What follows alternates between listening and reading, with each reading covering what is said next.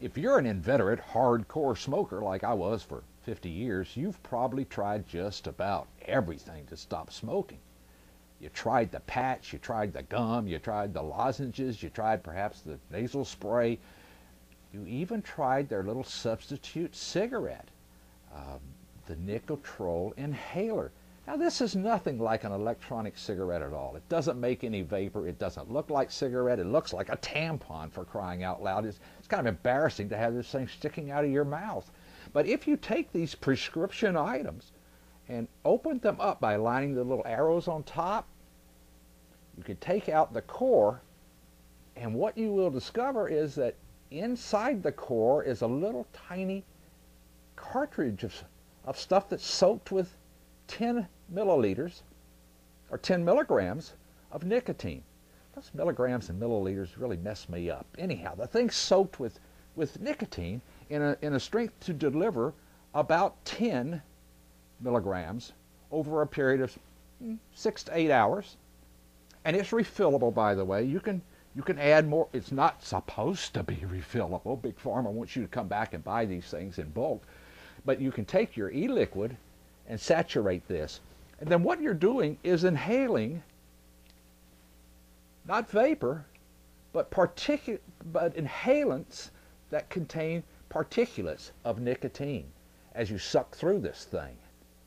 All right, taking that principle though, what we're doing is the nicotine itself, as it disappears into the air, the liquid contains these little particulates that contain nicotine and give you a little bit of a hit. As a matter of fact, you can feel the harshness, the rush as you suck on these things. They feel like you're getting something, but you don't get any vapor, you don't get any visuals, you get the funkiness of... This was, by the way, where did they get this silly design? They got this silly design because a lot of anti-forces told the FDA, we don't want anything on the market that looks like a cigarette. You've got to make something that doesn't look like a cigarette and approve it. And then you've got to cap the nicotine amount. We don't want people getting addicted to these things, do we? No, children might get hold of them. Oh my God.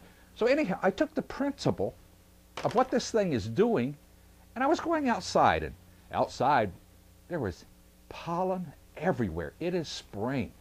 And I just come from looking on TV at the earthquake tsunami disaster that had hit Chile, and also some scenes from Haiti. And boy, all those people were wearing these little face masks like we bought for the bird flu and the swine flu that never really got to us. But we had this little face mask.